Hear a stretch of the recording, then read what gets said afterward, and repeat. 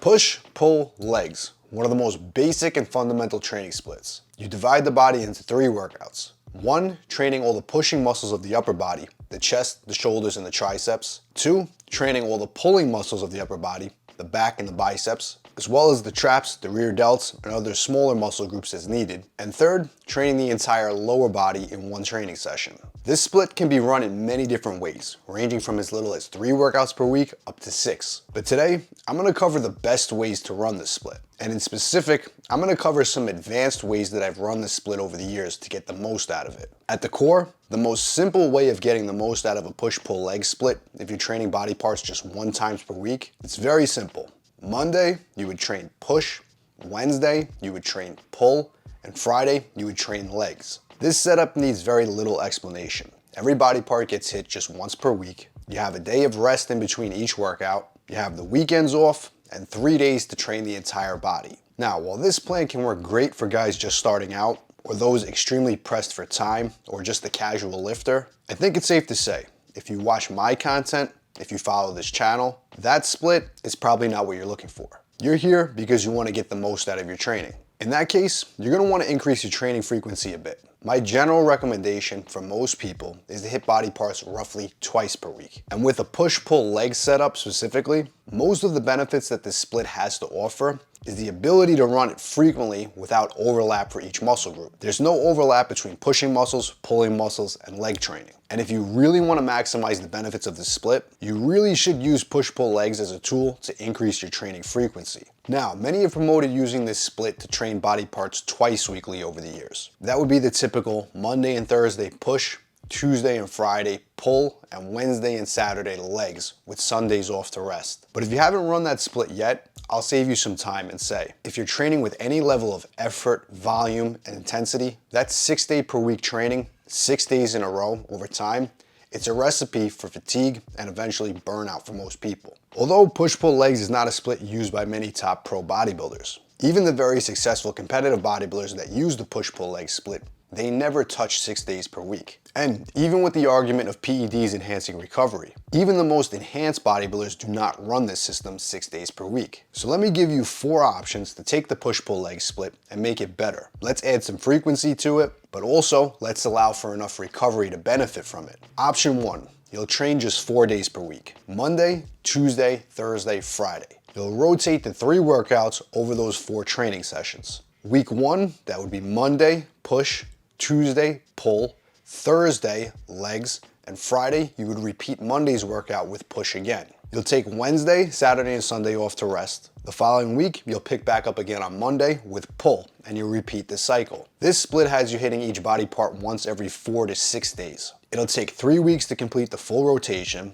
and each week, you're basically training 1 body part twice, and the rest of the body just once. Each week, the body part that gets hit twice is rotated. This is a great split for guys who like to train the same days each week and take the weekends off. It offers the major benefit of 3 full rest days each week, and it's still keeping the training frequency higher than hitting body parts just once per week. Now, the second option is to take that same setup, but add 1 more day of training per week. We'll take that same split Monday, Tuesday, Thursday, Friday, and we're going to add 1 training session on Saturday, taking Wednesdays and Sundays off to rest. Now, this is the max I would train a push-pull leg split in 1 week. And essentially, what we're doing now is we're taking that same program and rotating those workouts over 5 days as opposed to 4. This allows one major benefit from previously training each body part once every 4 to 6 days to now once roughly every 4 to 5 days. That doesn't sound like much, I get it. But what it does do is also allows us to cut down on the amount of sets performed each workout. If we're only hitting body parts once every 6 days, we're probably going to have to cram more volume into each session. But now, if we're training muscle groups more frequently, we can cut down on the volume in each workout and spread that out more evenly throughout the week.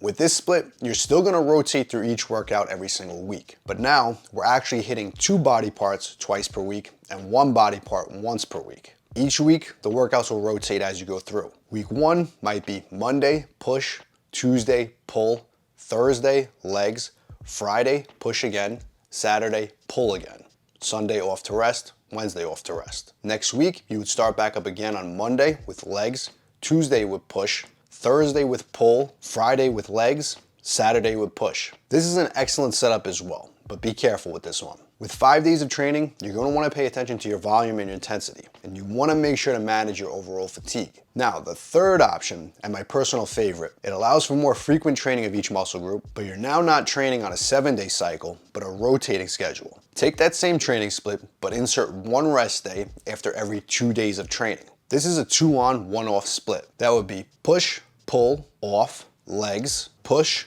off, pull, legs, off. After that, the cycle would then repeat. This keeps the training frequency high, but what it also does is ensure that you have a rest day after every 2 days of lifting. In general, my preferred method is after 2 days of lifting to have a rest day, as fatigue really starts to build up after 3 continuous training days in a row. But I will, however, in some cases, train 3 sessions back to back if one of those sessions is a less fatiguing body part or lighter workout. Let's say you're training something like an upper-lower body split. You have an upper body workout one day, you have a lower body workout the next day, but then on the third day, you have a day dedicated to just arms. That third workout is much less taxing than the other 2, and it won't pose much of an issue with recovery. However, with a push-pull leg split in our case, every workout is roughly equally as demanding. And if you're training more than 2 days in a row, you definitely want to keep an eye on recovery. The 2-on, 1-off option is a great method to build in fatigue management. Now, finally, the last split. If you're more advanced or you need even more recovery time, you can still train body parts once every 5 days with this setup. But now you're going to insert a rest day before every leg workout and another rest day after every leg workout. So that would be push, pull,